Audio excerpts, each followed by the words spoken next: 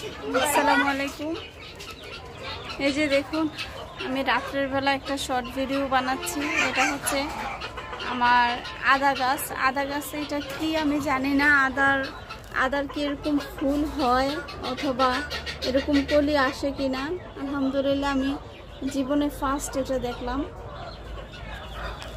তো এরকম হয় কিনা বা এটা কি আসলে, এটা কি ফুল হয় না এটা কি আমি আসলে এক্স্যাক্টলি এটা জানি না। দেখেন আপনারা, এই যে, তো আপনারা আমাকে জানাবেন কমেন্টের মাধ্যমে এটা কি আসলে আদা গাছের ফুল নাকি এটা।